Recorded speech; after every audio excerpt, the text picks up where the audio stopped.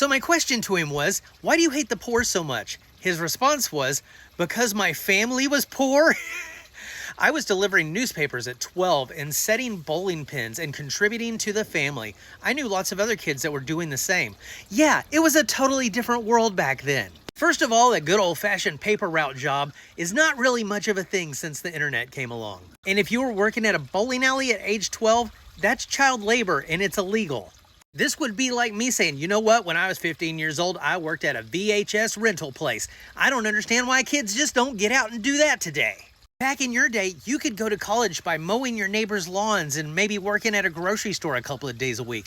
You can't do that now. My very first apartment when I was like 18 or 19 years old was only about like $200 a month. And I had enough money that I could pay for that just from working one single job. I could also pay for all my bills, and I had a little bit left over at the end of the month so that I could go hang out with my friends or spend some money on some stupid shit that we did when we were teenagers. Poor people today cannot do all that. The average apartment in DFW where I live is about $1,200 a month. Texas also has the largest number of people on minimum wage in the entire nation, and that's $7.25. That means somebody who is working 40 hours a week could not afford to live on their own in an apartment in DFW.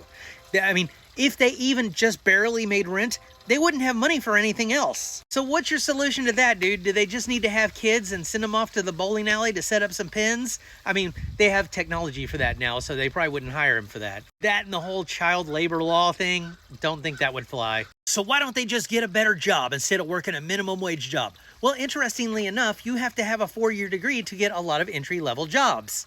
How are they supposed to pay for their rent, their bills, their food, and college off of a minimum wage job?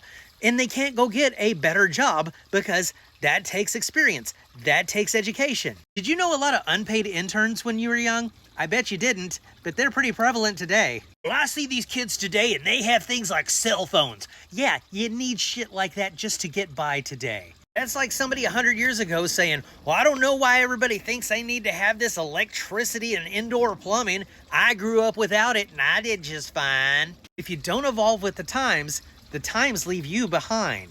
So we're not dealing with laziness here. We're dealing with an economic system that did not keep up with the times. If you think people need to suffer today because you suffered when you were young, that's not wisdom. That's trauma that you've yet to unpack. So if you went through that level of struggle and you didn't learn that people should not have to struggle, then I'm afraid you survived it for nothing.